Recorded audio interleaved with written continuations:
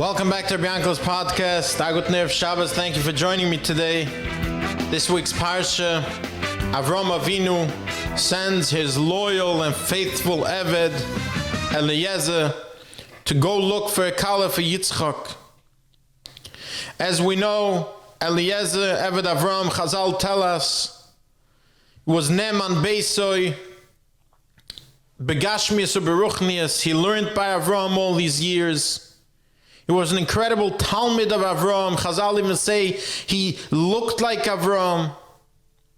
And he wanted his daughter to be the Kala for Yitzchak. But Avram Avinu said no. And he goes and he has to go find a Kala for Yitzchak, who, as we know, ends up coming from a family of Ovdei Avodah Zarah. But what does he do? Eliezer of Avram, Chazal tell us, he asked something that seems inappropriate, but min hashamayim he was answered appropriately. His question, his bakosha was, he asked from Hashem, please, wherever I'll go to the water, I'll find a girl, I'll ask for a drink, and if she says, I'll give you a drink, and I'll also give a drink to your camels, I'll know that this is the kala for Yitzchak. And seemingly it seems like an inappropriate question, because what if it's a mamzeres? What if it's a girl that's incompatible with Yitzchak?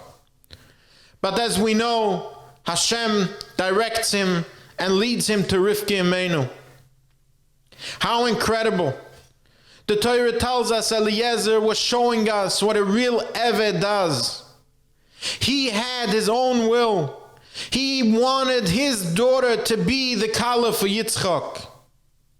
But he was told by his master Avram Avinu to go look for a different Kala.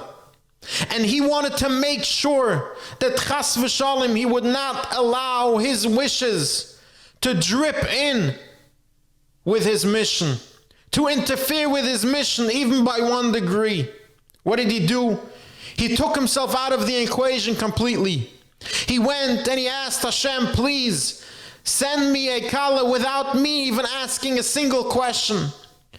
Don't allow me and my own biases to interfere on any level. And that is exactly what an Eved is supposed to do. An Eved Hashem is supposed to understand that we are here not only to fulfill the mitzvahs given to us in the Torah, we are here to reach a level where we completely annihilate any of our own biases. Famously, the Rambam says that every single Yid can reach the level of Moshe. How can we possibly understand such a Rambam?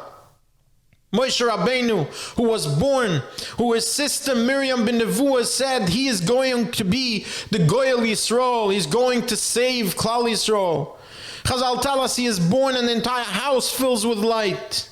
Moshe Rabbeinu, who spoke to Hashem pe'al pe'ada beboy, face to face. Moshe Rabbeinu was able to say to Klal Yisrael, just wait here 1 moment, I will see what Hashem has to tell me. Moshe Rabbeinu reached the highest level. How can the Rambam say that every Yid can reach the level of Moshe? But the answer is so obvious. Reb Chanan Wasserman, when he was giving the hesped on the Chafetz Chaim, he said, how could one possibly give an hesped on such a person? So he said, the only hesped I can give is the hesped that Hashem and the Torah gave on Moshe. Moshe Eved Hashem. The highest level a person can reach is to be a loyal servant of Hashem.